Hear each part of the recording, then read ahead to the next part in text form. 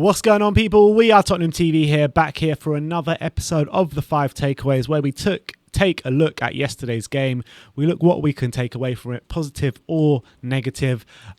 We all know what happened yesterday, 3-1 loss at Ellen Road, which more or less puts all the nails in the coffin for our season, for our top 4 hopes. But let's get into the first takeaway, and that is, who goes there? Yes, Hugo yesterday was our best player by far. He was brilliant, I thought, throughout the match, making 5 saves, most notably early on from Bamford, from Harrison tipping it over the bar, and from Click in the second half. Some really strong saves, one-handed saves, keeping us in the game for as long as possible. He also tried really hard to keep out Reguilon's potential own goal, but it falling to Dallas, and obviously they went 1-0 up early doors.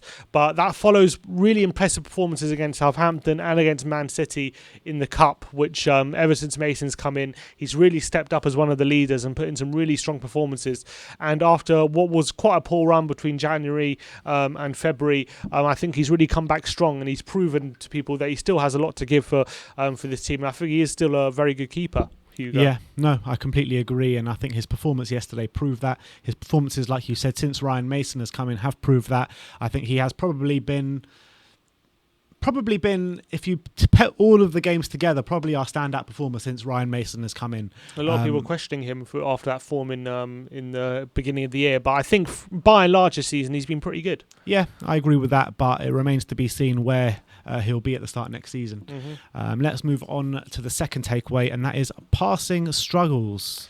Yeah, so yesterday, Leeds made 38 interceptions throughout the game yesterday, which is the highest amount Tottenham have faced in the league this season. 12 more than the next opponent, so a lot more interceptions we conceded yesterday than we have throughout the season. This shows how we. This mostly came from us trying to pass out the back, passing it into feet or long passes, which got intercepted by the Leeds midfield or defence, and they were very, very aggressive in their pressing, cutting the passing lanes, and that comes from their freshness and their sharpness to be very mobile in blocking our passes, and that led to a lot of interceptions, which we struggled to deal with yesterday, and we didn't seem to get to grips with it throughout the whole game.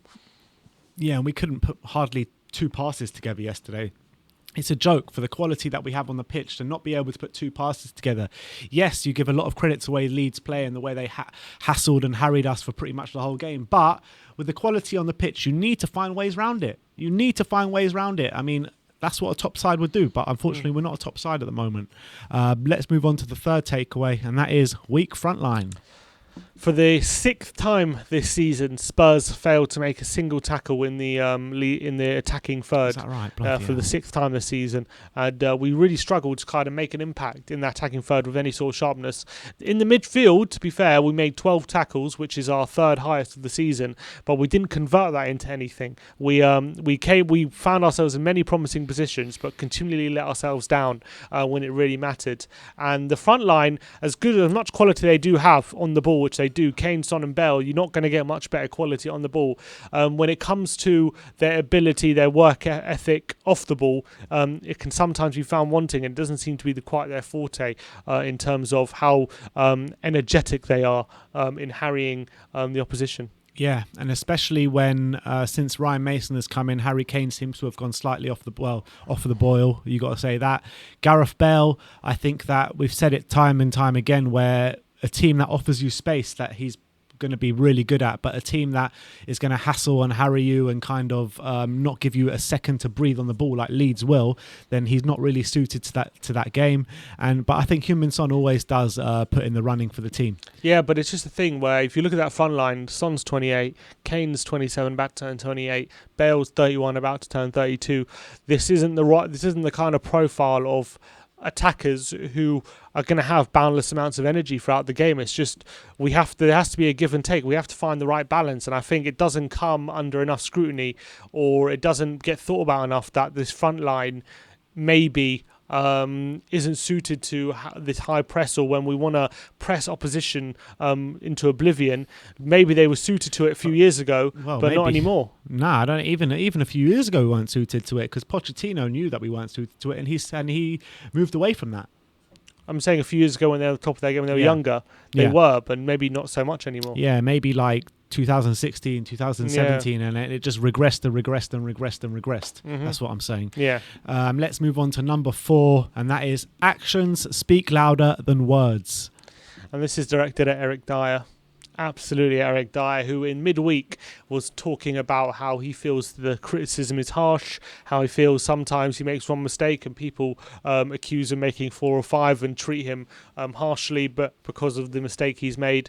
But when it's probably the worst time to be making statements like that when he puts in a performance like this on the weekend where he pretty much had a hand in all 3 goals. The first goal, Aurier does get rinsed on the left-hand side. A cross comes in and he physically moves out the way of the cross. You can see it.